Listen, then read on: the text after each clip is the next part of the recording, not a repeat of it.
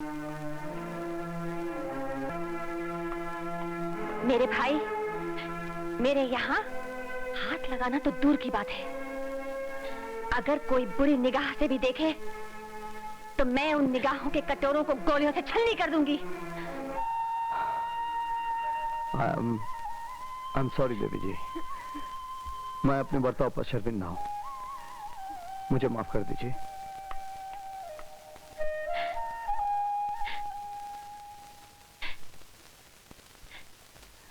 मुझे माफ कर दो सुमन। भैया,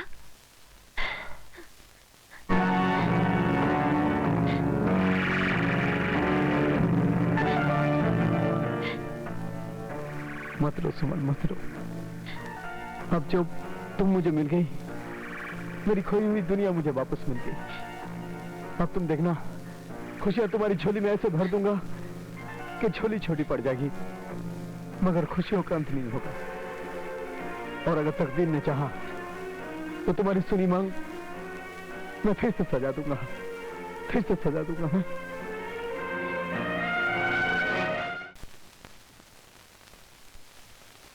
ये मेरे पति है भैया।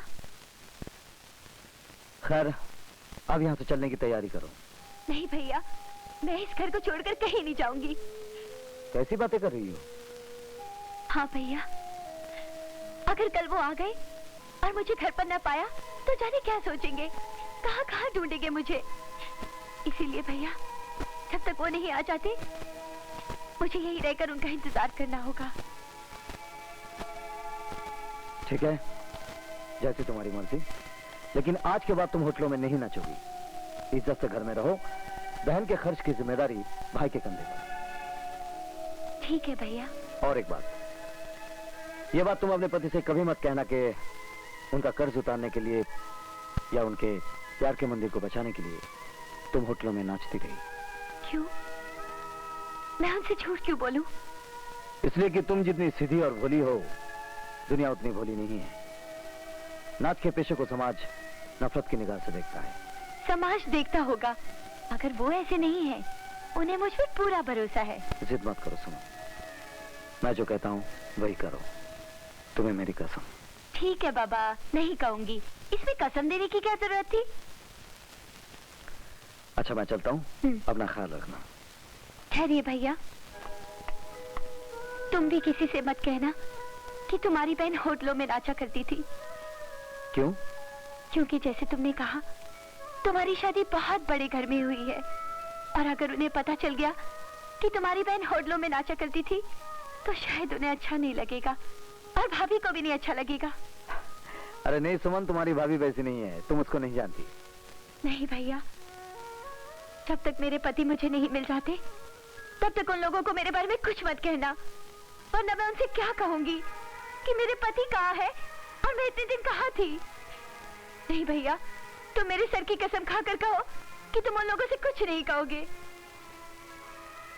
अच्छा बाबा।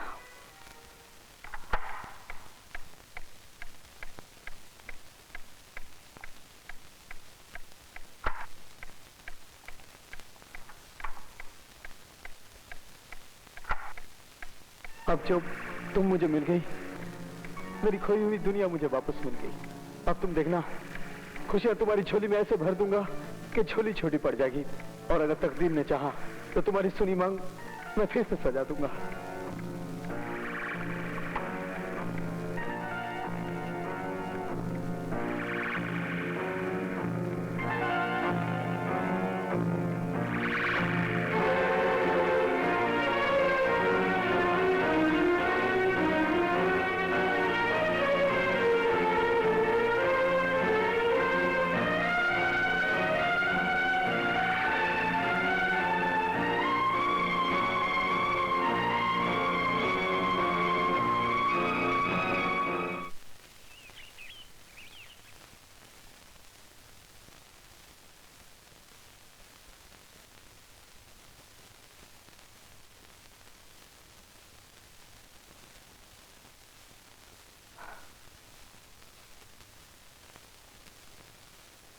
अच्छा हुआ कल रात को गाड़ी लेकर तुम खुद लौट आई, मुझे काफी देर वहां रुकना पड़ा।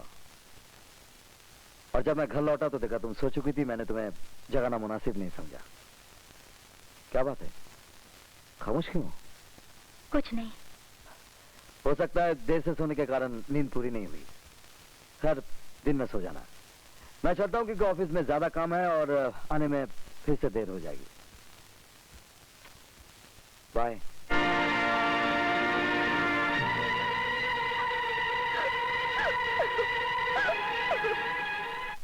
प्रणाम बाबूजी। अरे जीते रहो बेटे। मुझे कुछ पैसों की जरूरत थी अपने लिए।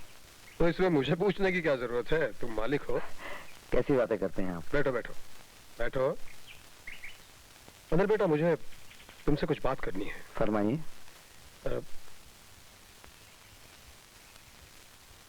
अनिल बेटा, मेरी एक बहन है। आपकी बहन? हाँ, मेरी सगी बहन। सुरेखा नाम है उसका। लेकिन मेरी पत्नी की मेरी बहन से बनती नहीं है, इसलिए सालों से उसने इस घर में आना जाना बंद कर रखा है। आज जिंदगी में पहली बार उसने मुझसे कुछ मदद मांगी है। उसकी चिट्ठी आई है। कैसी मदद? उसके पति यानी मेरे बहनोई का एक फेफड़ा खराब हो चुका है।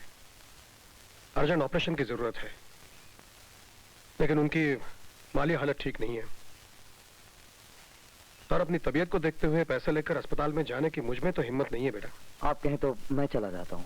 मैं यही तुमसे कह रहा हूँ कि तुम ऑफिस से 50,000 रुपए लेकर फौरन शहर चले जाओ। जी। ये उनका पता है इसमें, ठीक है? दूसरी बात, इन रुपए की कंपनी के अकाउंट में एंट्री नहीं करवाना। क्या है कि गोपाल दास जी ने खामखा निर्मला के कान भर दिए, तो समझ रहे हो ना? जी। और ओना से भी कुछ मत कहना। कहीं भोलेपन में उसने जिक्र किया तो। बाबूजी आप बेफिक्र रहिए, आप जैसा चाहेंगे वैसा ही होगा।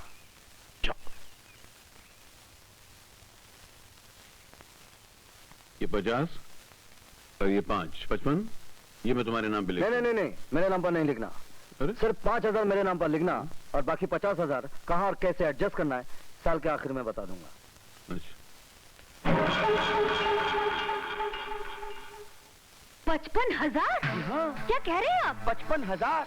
अभी देखिए, ये 5,000 उसने अपने नाम से निकाला। चलो ठीक है, समझ में आता है। लेकिन ये 50,000 अरे भाई किसको देना है, कहाँ देना है, ये तो ईश्वर ही जाने। और मालकिन प्यारेलाल से साथ में ये भी कहा है कि ये 50,000 अलग से लिख के रखना। साल के आखिर में बताऊंगा कि इसे कहाँ और कैसे एडजस्ट करना है। रुपया लेकर बिना किसी को बताए बताने कहाँ चलेगा?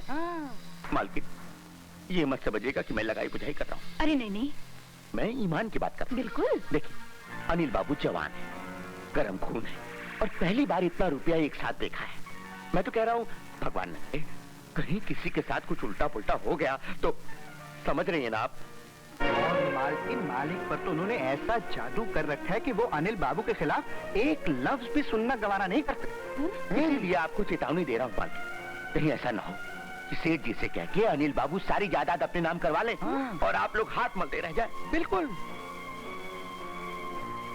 बेटे, तुम्हारा और भैया का ये एहसान मैं अपनी आखिरी सांस तक नहीं भूलूंगी। भैया से कहना उन्होंने ये रुपये भेजकर मेरे सुहाग की रक्षा की है। अब ऐसा क्यों सोचती हैं बुआ जी कि मैं सिर्फ यहाँ पैसा देने आया था और देकर चला जाऊंगा? कल सुबह इनका ऑपरेशन है, जब तक ऑपरेशन नहीं हो जाता मैं यहाँ से नहीं जाऊंगा। मगर तुम्हें तकलीफ? आप मेरी फिक्र मत कीजिए, इसी शहर में मेरी बहन रहती है, रात वहाँ रहूंगा और ऑपरेशन के वक्त यहाँ हाजिर हो जाऊंगा। ठीक है।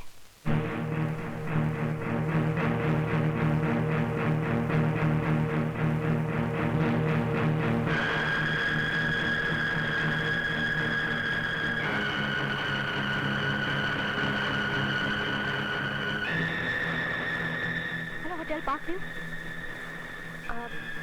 देखिए, आपके होटल में वो जो डांसर लड़के हैं ना, क्या नाम है उसका? हाँ, सुमन। उसे जरा लाइन देंगे, मुझे उससे बात करनी है। ओह, अब सुनिए, उसका एड्रेस होगा ना आपके पास? मुझे उससे अर्जेंट काम था।